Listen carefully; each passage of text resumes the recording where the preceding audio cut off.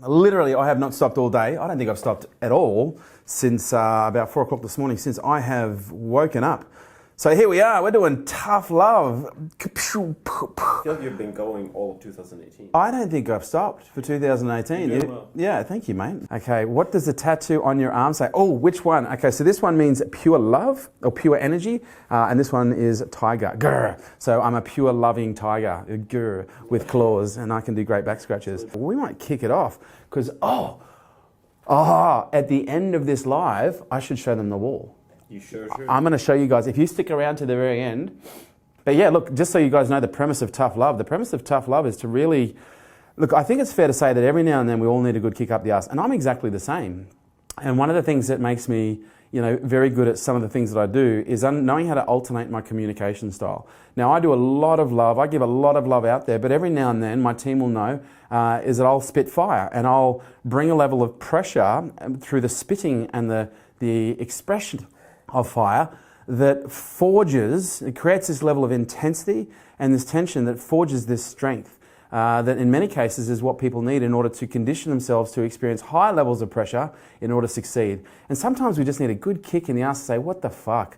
Let's just cut the bullshit. Let's look at the reality of, I just said fucking and we dropped 100. Oh, we're back up 100. We sometimes need our excuses just wiped away, because oftentimes we are where we are based on what we think, and what we think really shapes our perspective. And our perspective is essentially what we see, what we determine to be real, what we believe, and that has huge implications about what we do.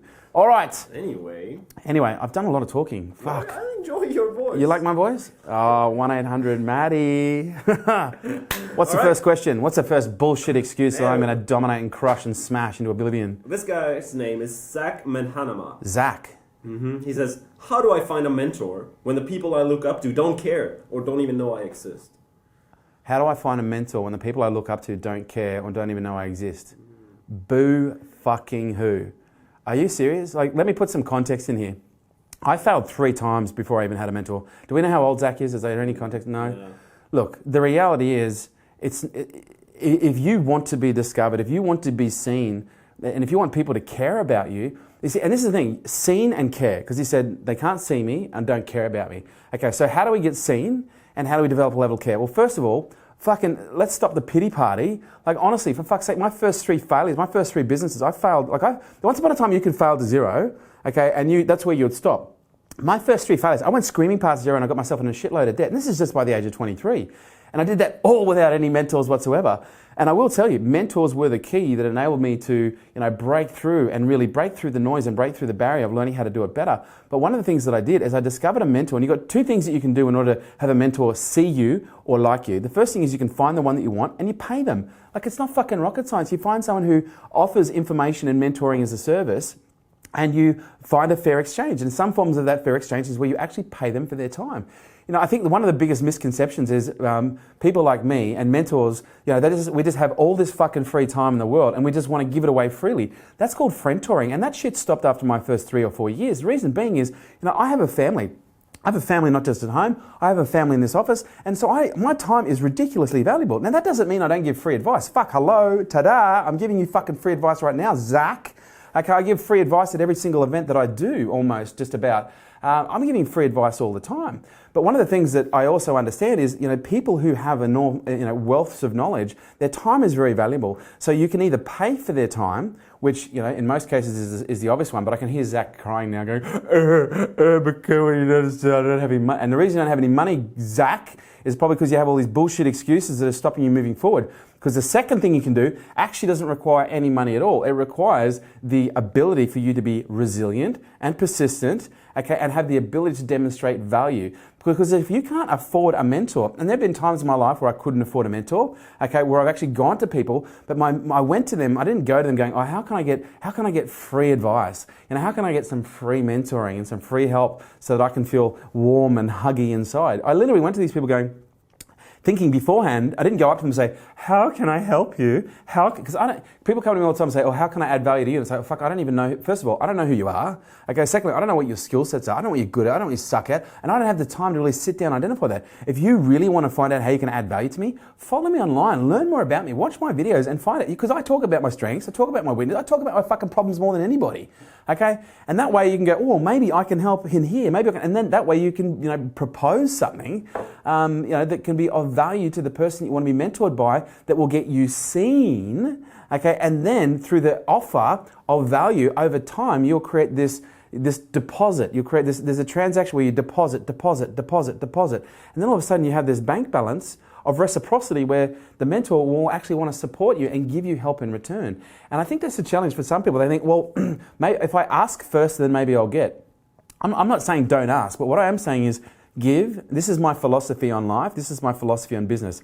Give. Give a little bit more that makes you go, wow. Give a little bit more that makes you go, oh, I didn't expect that. And if they're still hanging around at the end of that conversation, then you can talk about what mutually beneficial things that you can do together. Now, this isn't just a business strategy, because this is my business strategy, but this is my life strategy. Like, I just give. Like, that's what I do. I give to the world. I am of service. And, if that isn't clear, then fucking go and watch the hundreds of videos. And again, to give context, the service has to be of value, because you can't just give things and go, well, I'm giving, where's mine? I want some of mine. You have to know that what you're giving is actually of value to someone. We get at least, and this is humbling, right? This stuff brings me to tears. We get, some months anywhere between 2 to 4 messages a month from people who were literally about to commit suicide. Okay, this is heavy shit. And then they got onto Facebook, okay, and then they actually saw one of my videos, and then it took them off the ledge. It took them off the edge, and it changed their mind and gave them a new lease on life. I don't take that shit for granted, okay? That for me is of service. I've served someone to a point where they've made a different choice about how they want to live or whether they want to live. We've got hundreds of messages from people who, we've changed their life, we've helped their relationship, saved their marriage, saved their relationship, saved their life, got their health in order, got their business in order. And that's all superfluous. My point here is, I know I'm of service. I know I'm delivering value based on what people give back to me. So you can't just sit there, Zach, and go, well, how do I get seen? How do people care?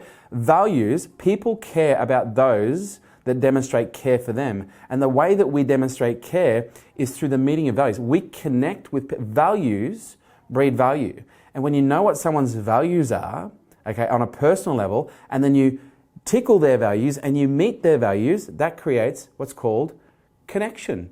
Okay, that creates a relationship. And when you create a connection and a relationship, guess what happens? Magic. There's this mutual exchange, this mutually beneficial exchange, and things go from there. But Zach, honestly, and maybe it was just the wording of the question, but cry yourself a fucking river, pal. Get in the shower, have your crying game moment, but step up, brother. If you want something bad enough, you will find a fucking way. You will ask 50 times, because you go, oh, but you don't understand. I tried that once. I asked this guy twice. It's like, are you fucking kidding me? My first mentor. I'm not kidding. I harassed this poor motherfucker. I probably would have messaged him maybe 30 or 40 times before he even had lunch with me. And I had to offer to take him out to lunch based on the premise that I was going to do business with him, that I ended up doing anyway. But yeah, man, come on, just get on with it. Let's stop fucking around. Who's next? We got Rides 419. Rides 419. Let's call them Rides. I like Rides. They're saying, what's the best way to stop feeling sorry for yourself? Oh, man. By stop feeling sorry for yourself. And it's a good question. I don't want to blow this off and just make fun. Feeling sorry for yourself is really a perspective, and a perspective is nothing more than a focus. And a focus creates a set of situational, circumstantial beliefs based on what is it that I'm focusing on, okay? And based on what I'm focusing, what is expanding, and what is the perpetual thought stream or the perpetual beliefs that are being generated or originated as a result of this perspective. Because feeling sorry for yourself requires actually a lot of mental discipline. And let me tell you why. Because you have to be very mentally disciplined to focus on all the things that you want to feel sorry for yourself about. You have to focus on all of your weaknesses. You have to focus on all of your shortcomings and all of your flaws. And to be honest, I find that very fucking exhausting. In fact, I know it's very exhausting because I find it takes just as much effort to focus on rides. It takes just as much effort to focus on the things that I do love about myself, about the things I do love about my life, and about the circumstances and the situations that are bringing me happiness and joy. But the reality is, you seem to be caught in this quagmire where you think you don't have a choice but to feel sorry for yourself. Dude, that's a fucking choice, bro. That's your decision to choose to focus on the things that are creating this perspective is a choice. But you do it automatically because based on what you're conditioning, which is where your experiences come from, and it's become so conditioned, it's become so ingrained, it's become so habitual that you've actually lost the concept of choice. You've lost the perspective that, oh shit, I am choosing to feel, I'm choosing this feeling. Okay, I'm choosing this perspective, I'm choosing this thought stream right now, I'm choosing this feeling as a result, and as a result, I'm choosing to feel sorry for myself. And you know, but who would ever choose to feel sorry? I'm not telling you it's necessarily a conscious choice, but now it is. Ignorance is bliss. Boom, ignorance is now gone. You now have a level of understanding around your own psychology and your own awareness just from this 30-second conversation that should wake you up to the fact that knowing you are responsible. Stop acting like a fucking victim of your circumstances, rides. Okay, and get on the bus and ride it in the opposite, because you're riding a bus rides in a direction that is taking you to this self-pity mode. Jump on, get off the fucking bus, mate. Get onto the other side of the road and hail the next bus heading in the opposite direction. It's a choice, mate. It's your choice. You're choosing it. Stop blaming, if you are, anyone fucking around you for putting you in this situation and circumstance, because you might go, it's not my fault. But if it's not your fault, it's certainly your fucking responsibility. You know, my philosophy is everything is your fault. There are certain situations and circumstances where things might have been done to you that may have not been your fault. But it certainly is your fucking responsibility to ensure that if something is done to you, that you do something about it, that you use that, okay, as fuel and as fire to drive you to do the things that you want to do. Otherwise, you're going to use it as a fuel and the fire to burn your shit to the ground. Come on, enough's enough. Who's next? We got a live right here. Zach Wolfgang just said, my girlfriend does not support my goals and dreams, which is keeping me stuck in... Another Zach? Another? Is it the same Zach? Different Zach. Okay. Yeah. So your girlfriend doesn't support you in your hopes and dreams. Mm-hmm. Which is keeping him stuck in the herd mentality you speak about. Right. Is his hopes and dreams to be a porn star? Yeah, probably. Because that could be the problem, Zach. But don't do porn. Which way should he go? Which way should I go, he said? Well, again, context is everything here, Zach. And the question I'd ask you, which I probably won't get the answer to in time, is how old are you? Because you know whether you're 18 or 38 would have a huge implication of the advice that I give you in this situation. Because if you're 18, I'm like, dude, you know, you're at the time of life, unless your name's Matthias, where you know this is just going to be one of many potential relationships where you're going to discover the things that you like and the things that you don't like, so you can ultimately decide on that happy medium of what it is that you need and want from a relationship. And you know, I think everyone has their own way of doing that. For me, in my earlier years, I had a lot of long-term relationships, but I also dated a lot to find out what I wanted and what I didn't. But what I'm coming to here is the understanding that in a relationship, there are certain needs that need to be met. And as an entrepreneur, you're going to find it increasingly... Look, being an entrepreneur is like being a fucking wild animal. Yeah. No, it kind of is. Because what I mean by that is it's a lot harder to tame an entrepreneur than it is to tame someone who's in a 9-to-5 job. As entrepreneurs, we have a lot, typically, not always, we have a lot more fire. We're typically a lot more risk averse. Is it risk averse? Adverse. We take more risks. And for some people, that's quite threatening, especially based on their psychological origins. And their psychological origins will be rooting in their upbringing and how they perceive what risk is and what the meaning of money is and the pursuit of money. Because she might look at you and go, the pursuit of money is greedy. Okay, or she might look at you and go, the pursuit of money could lead to the destruction of a relationship because my dad was a workaholic and our relationship, my mum and dad's relationship broke down because he was a workaholic, and as a relationship, I now feel like I lost my dad because he was a workaholic and he worked too much because he was an entrepreneur. There are so many origins that we need to look at here, but fundamentally to look back and get to, where's the book? Is it here? No. Fuck it. Napoleon Hill, Think and Grow Rich. He said, the most important decision you'll ever make in your life is the decision about who you'll spend the rest of your life with. Because ultimately, when it comes to choosing someone to be with, and again, 18, 38, very different context. But ultimately, if you're at that point in life where you're looking to choose to settle down, and look, maybe some 18-year-olds do want to settle down. If you do, fucking full respect to you. Because I was kind of like that at 18. I wanted to have I wanted to settle down. I didn't want to fucking do all that dating shit. But the person you choose to spend your life with will become the central member of your herd. They'll be like your number one or number two, depending on who wears the pants.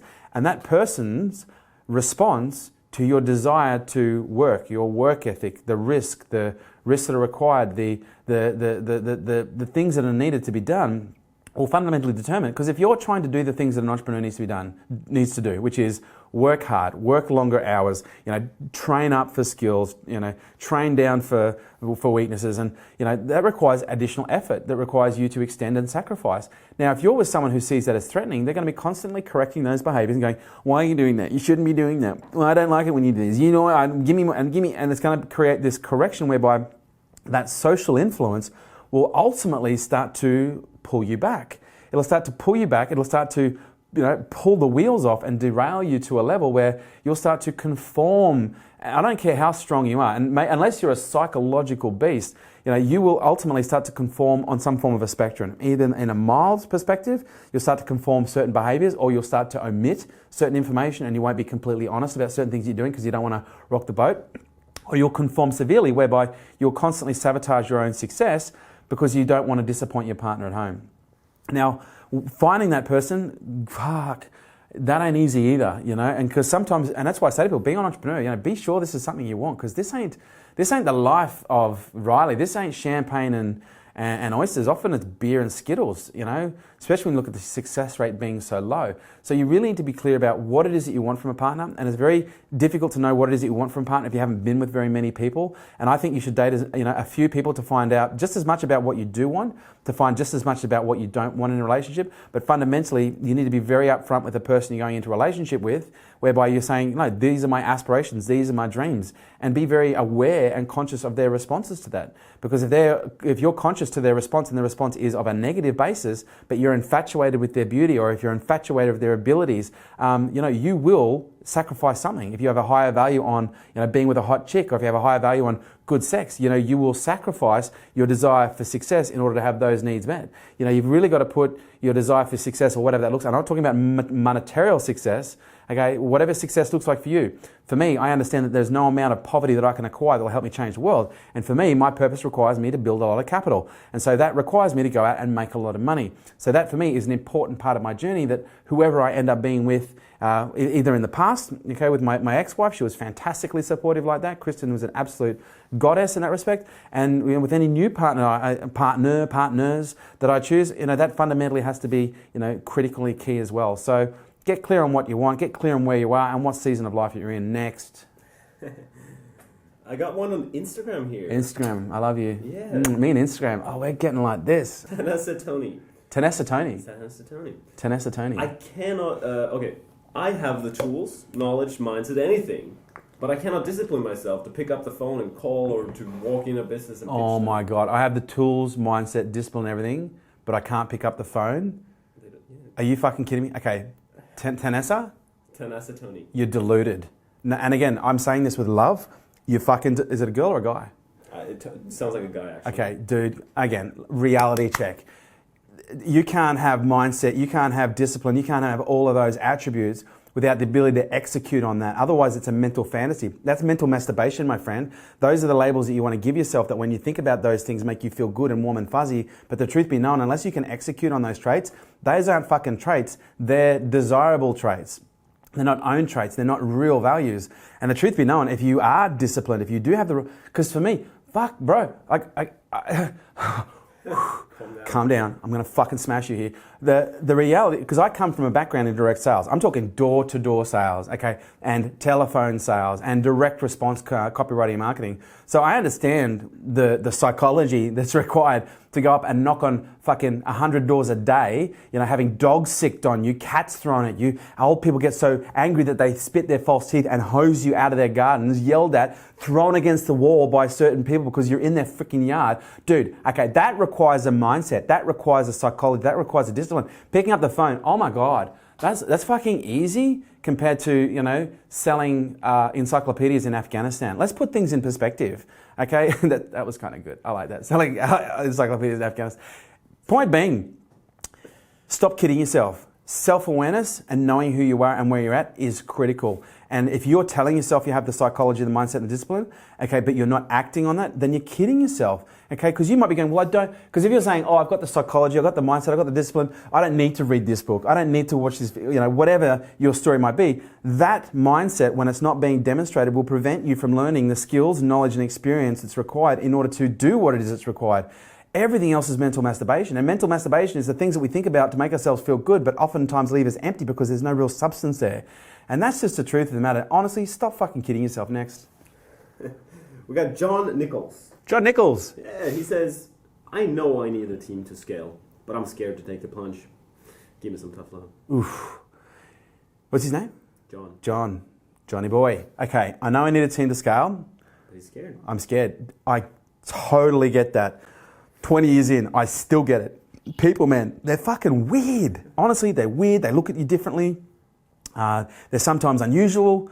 They often don't do what you want them to do. But here's the thing. Freedom comes from scale. And I ask this question all over the world. Who here got into business because they want to have more freedom? Every hand in the room almost goes up. And then I say the punchline is, yeah, how's that working out for you? And everyone goes, oh, ha, ha, ha. And the reality is the joke's on us because we get into business to have more freedom, but we end up having everything else but.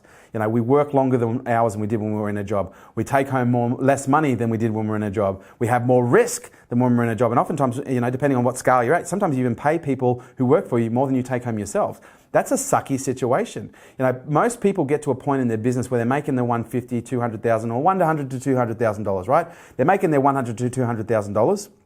Okay, and then I say to them, okay, now's the time to scale. They go, nah, man, I just want to kind of cruise.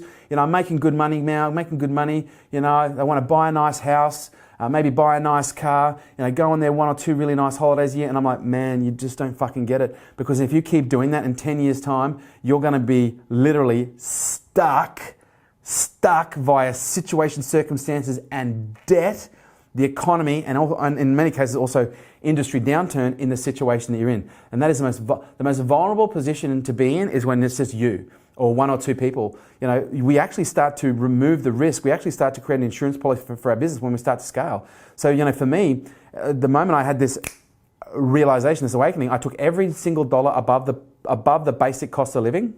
And I'm talking about no more fucking holidays. I'm talking about, going camping. And you can go, some of the most beautiful holidays in the world, you can go and see these incredible places and they're like $4.50 a night in a campsite. You just need your own tent and be able to pitch your own tent.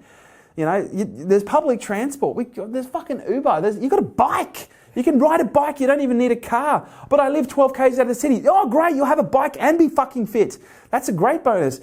But the reality is, if you're not willing to invest in your business, 10 years time from now, you're going to be in the same situation. But if you're willing to invest every single dollar above the basic cost of living back into talent, back into team, back into infrastructure, software, back into training, development, learning how to scale. Because most people don't know I don't know how to scale. Yes, that's a process. It's skills, knowledge, and experience required.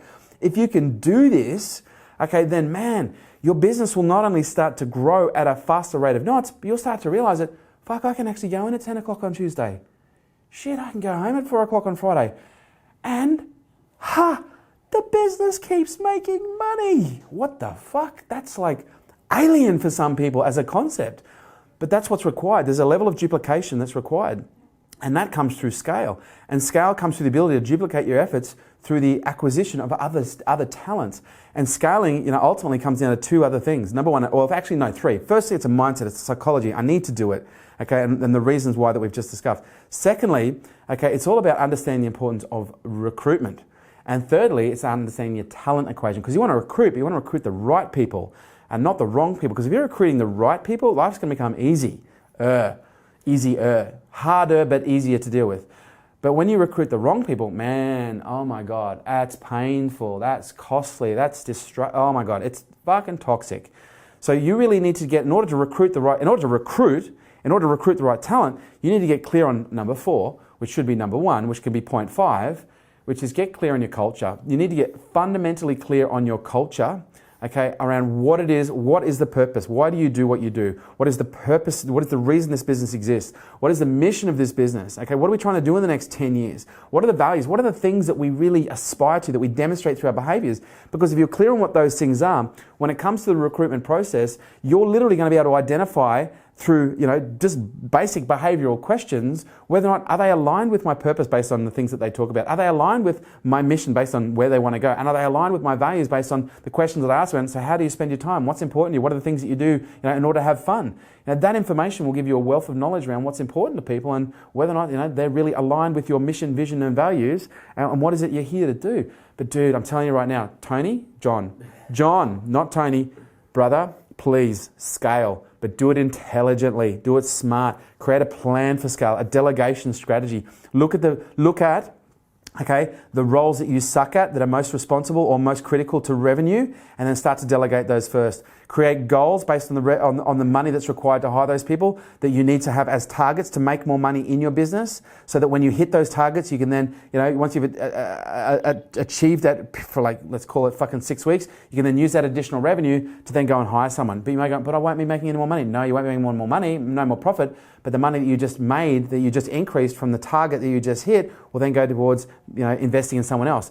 And that time that now took you, it might have been an accountant, a bookkeeper. Well, I don't have to now do my bookkeeping. I don't have to spend 15 hours a week doing bookkeeping. I'm now employing someone to do those 15 hours for me based on the revenue that I generated from the target that I set to aspire to get a little bit more freedom. And now you have an extra 15 hours a week to work on what?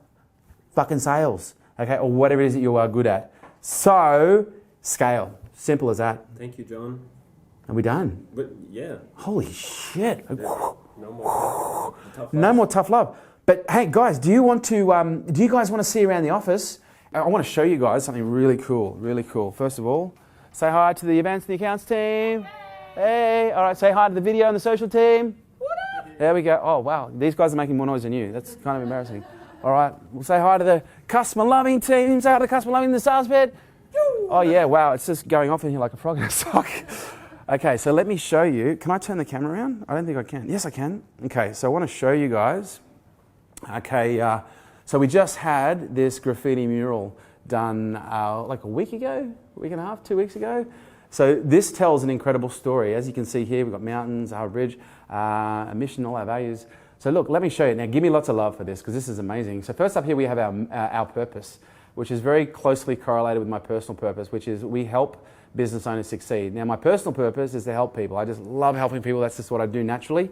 It's a part of who I am. My purpose is not to make money.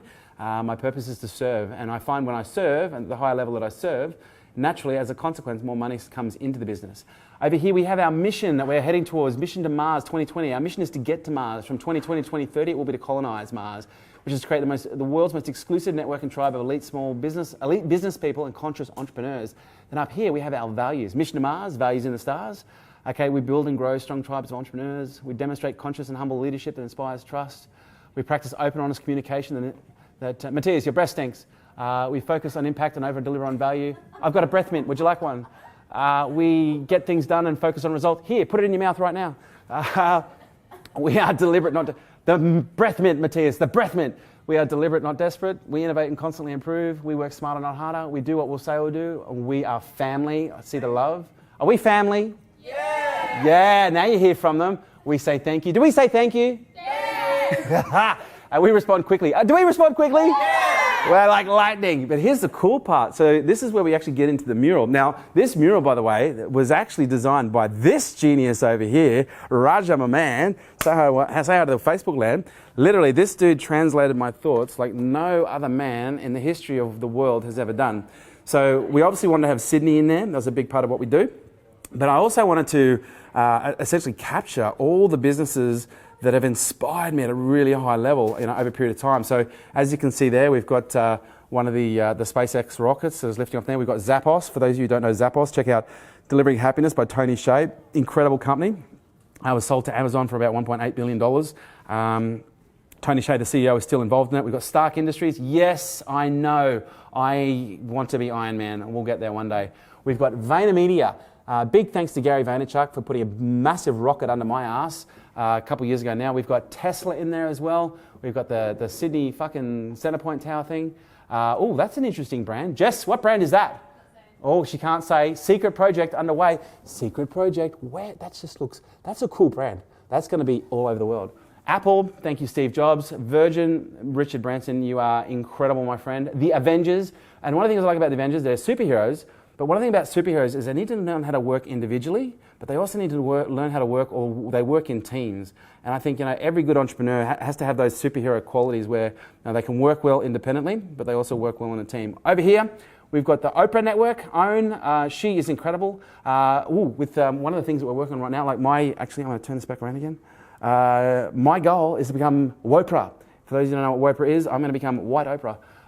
And over here we have SpaceX. Again, what's his name? Fucking Elon making a double entry here. And this is where it gets really cool. Okay, this is actually me and my son. Now, Raja thankfully, beefed me up like I'm some kind of fucking bodybuilder over here. So I clearly need to get back on the calisthenics. This is my little boy Noah. Down here, this is a book. It's called the instruction manual. And what's interesting about this, some of you may remember this. There was actually a TV series in the 70s and 80s called Greatest American Hero. And the Greatest American Hero was essentially this TV series about this guy who was driving through the desert, and then an alien aircraft comes overhead, and his car stops, as it does, because that happens in all the movies. He gets out, and this alien dude teleports down and gives him this suitcase that has this Superman suit in it. And he gets the Superman suit, he opens it, goes, oh my God, it's a Superman suit. And he's walking back to his car, and as he's walking back to his car, the instruction manual for how to use the Superman suit falls out. And so he gets home and he opens it, he's like, oh shit, there's this super suit, I'll just put it on, there's no instruction manual. And then he puts his hand above his head like, ooh, and he flies through the roof and he flies through the floor and he smashes through buildings and he completely fucks himself up. But the whole goal, well, the whole premise of the TV series is him learning how to use his powers. He has his incredible superpowers, but it's up to him to learn how to focus them and use them in order for good. And that's what my belief is with this brain. Like, we have this incredible supercomputer, but most of us were never given the user's manual. And thankfully, I believe I have created an enormous part of a user's manual to help people train. We've got a koala bear there. Okay, we have, that's like a, okay, it looks like a tree that is vomiting beside a kangaroo, but it's actually a stream. That's a tree that is coming from a stream.